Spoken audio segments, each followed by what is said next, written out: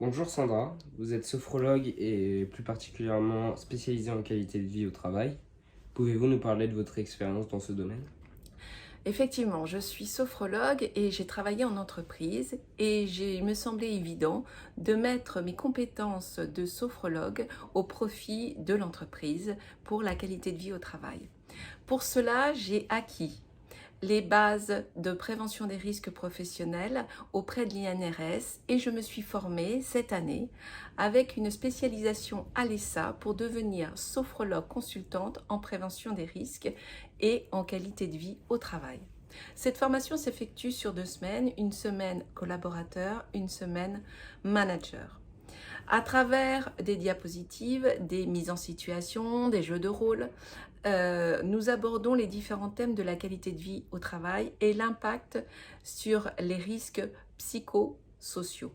Je me suis préparée aussi à intervenir en entreprise, à démarcher l'entreprise, à construire un projet et à aussi animer une formation pour que chacun, collaborateur et manager, devienne acteur de leur QVT. C'est à la fin de chaque séquence, j'ai aussi proposé des exercices psychocorporels ou des exercices de sophrologie pour que les salariés aient des outils directement efficaces par rapport aux situations. C'est dans cette optique que je suis intervenue en entreprise auprès d'une société de formation, la société AirSup, où j'ai regroupé les directeurs, la directrice commerciale et les secrétaires pour leur parler de la QVT. Quel projet avez-vous proposé? Alors j'ai proposé un projet de QVT pour qu'ils deviennent chacun acteurs de leur QVT. C'est une démarche participative. Cette action a pu être ensuite intégrée dans le plan d'action de leur document unique et plus particulièrement dans la partie évaluation des risques psychosociaux. Les collaborateurs et les managers ainsi formés ont compris l'impact de cette démarche en QVT pour l'entreprise, pour une meilleure performance de l'entreprise, mais aussi au niveau humain.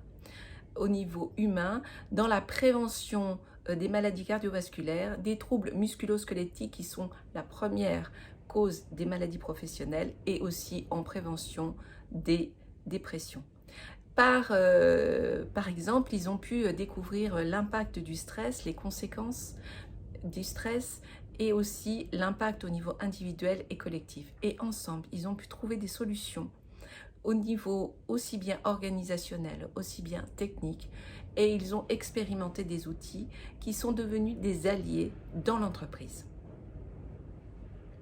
Comment s'est déroulée cette formation? Alors cette déformation s'est déroulée sur 14 heures, c'est-à-dire 2 jours. Elle permet de monter en compétences et de développer de nouvelles capacités. C'est une démarche novatrice, dynamique et ludique, qui permet une réelle implication aussi bien émotionnelle que intellectuelle. C'est un mix entre des exposés, des jeux de rôle et des échanges et des expériences. Le tout, à la fin, toutes les expériences et tous les outils sont regroupés dans un document pédagogique qui leur est transmis. Quel retour avez-vous reçu de l'encadrement et des salariés?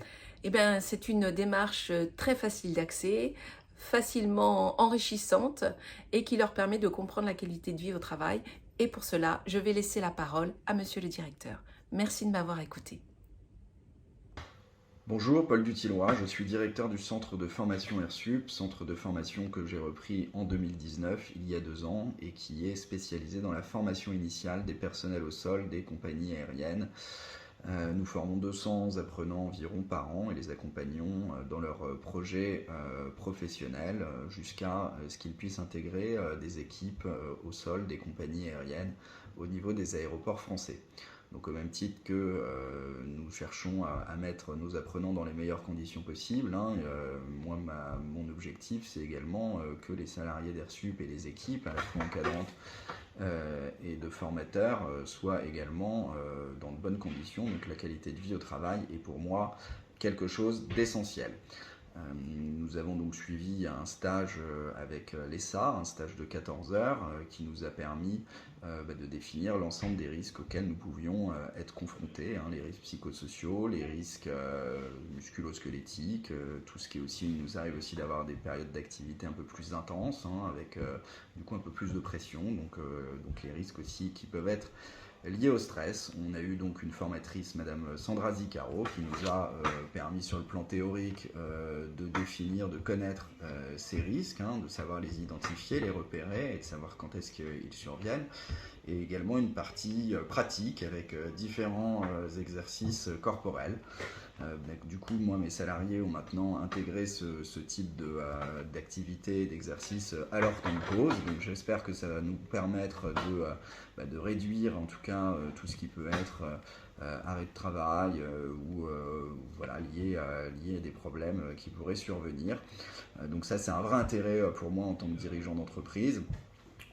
J'ajoute également que ce stage m'a permis de mettre à jour le DUER, qui est un document obligatoire qui doit être rédigé par l'ensemble des entreprises.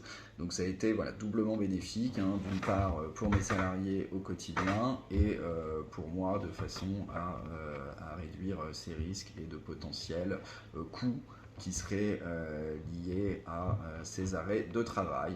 Voilà, donc je recommande pleinement à tous les dirigeants de suivre ce type de formation et qui peuvent vraiment améliorer la qualité de vie au travail en entreprise. Allez, bonne journée!